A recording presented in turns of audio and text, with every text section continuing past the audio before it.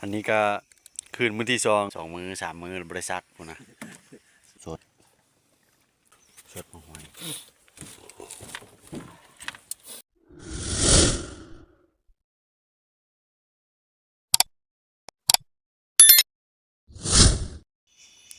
ห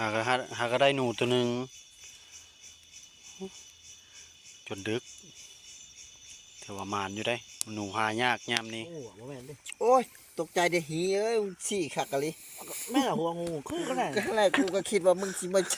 จับหัวงูกูก็ตกใจแท้เลยหีเอ้ย อันนี้ก็คืนมื้อที่สองทีมงานมาเพิ่มเมื่อคืนนี้นอนผู้เดียวได้หนูตัวหนึ่งหมาลัดเมื่อกี้นี้มา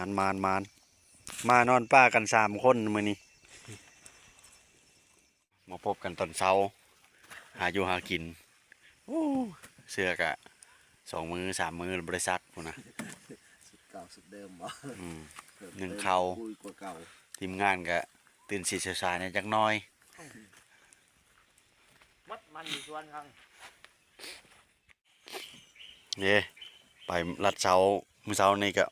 ไก่ปลาบักกะลายบ่ได้แต่เฮ็ดมัน ได้เห็นมัน เฮ็ดมันจะตัวเท่าก็มีใส่ปลาเมื่อคืนนี่โอ้ตปลาดุกใช้เบิ่งคลองนะนี่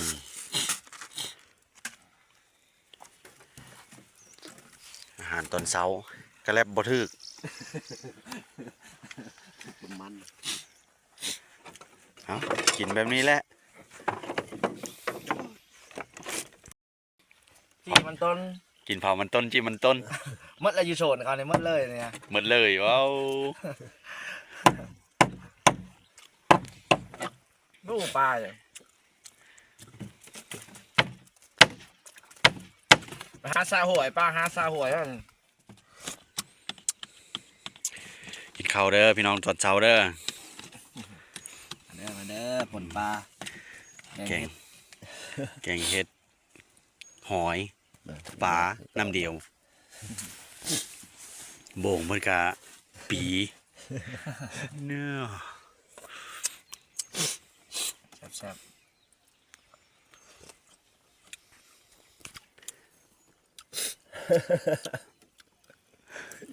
หากินยากเด้อแบบนี้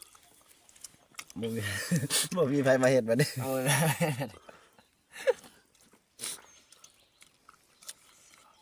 อาหารกันสูงเฮ็ดก็เกิดอยู่แต่ปลายไม้บ่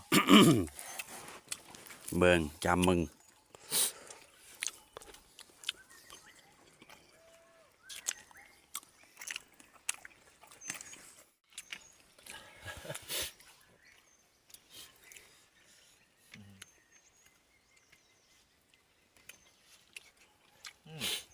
แ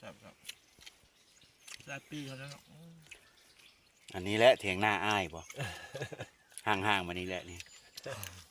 อายุแบบนี้แหละ น้องบ่อยากถิ่มความสุขสบายมาหิวตายน้ำอ้ายบ่ว่า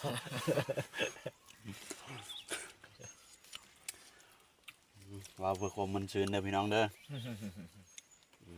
ผิดพลาดประการใดขอโทษขออภัย มีแต่ผู้บ่าวเพิ่ม บ่งผิดบ่งกับน้อยเนาะ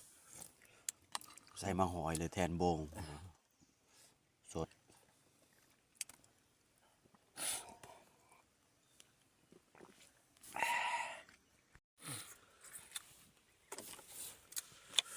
สดมาหอย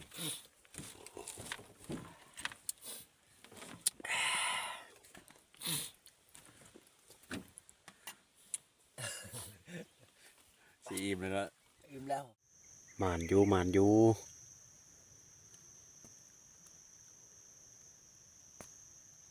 งามนกนี่สุดยอด